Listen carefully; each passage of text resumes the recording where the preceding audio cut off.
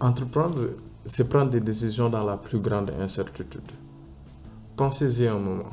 L'entrepreneur doit construire le futur dans le présent en utilisant des données du passé. Ça commence par la création d'un produit ou d'un service. Il faudra ensuite vérifier s'il existe un marché et une demande potentielle pour ce marché cible. C'est dans ce sens que l'étude de marché est un point important du projet d'entreprise, car elle nous permet d'estimer cette demande. L'étude de marché est un processus dans lequel on collecte, traite et interprète des informations pour réduire les incertitudes, mais aussi pour minimiser les risques. En tant qu'entrepreneur, votre entreprise opère au sein d'une industrie qui, à son tour, subit l'environnement macroéconomique. Dès lors, l'entrepreneur est exposé à plusieurs risques: la volatilité, l'incertitude, l'ambiguïté et la complexité. Il doit en réaction accepter, réduire, transférer ou prendre ces risques.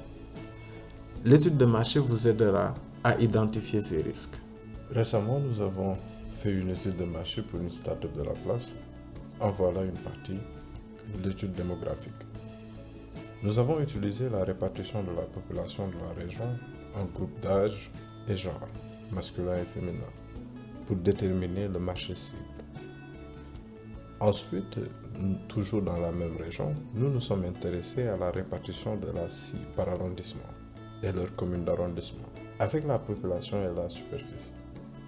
Et là, nous avons calculé le pourcentage de chaque arrondissement en fonction de la cible.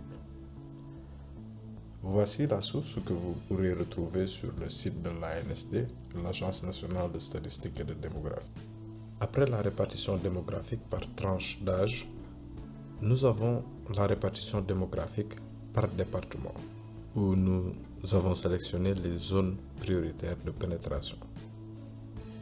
Ici, ce sont les mêmes arrondissements sélectionnés plus haut, cette fois avec leur commune d'arrondissement. Nous avons souligné en couleur les communes que la start-up priorise. Enfin, nous avons un tableau de synthèse des zones de pénétration. Vous serez d'accord avec moi pour dire que ces données peuvent être utilisées pour une centaine d'autres idées d'entreprise, surtout pour les services. Vous ne pouvez pas vous empêcher d'avoir une perception personnelle et individuelle en fonction des circonstances et réalités autour de vous. Regardez par exemple, chaque communauté, petite ou grande, a 4 besoins de base, 4 besoins essentiels. Une banque, des écoles, un marché, un hôpital.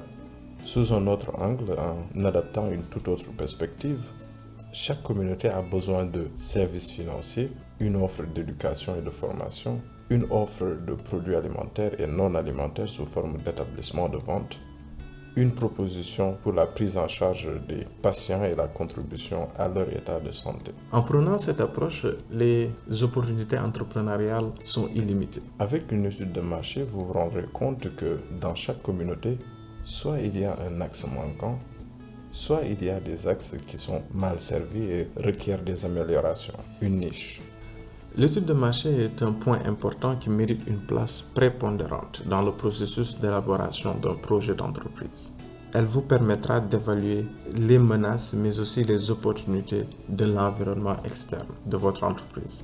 Si vous êtes resté jusqu'à la fin de cette vidéo, vous êtes avec beaucoup de préjugés, soit un entrepreneur, soit un consultant. Quel que soit votre profil, j'aimerais avoir votre point de vue sur l'étude de marché. Pourquoi l'utilisez-vous? Comment l'utilisez-vous au sein de votre entreprise? On se retrouve dans les commentaires. Merci.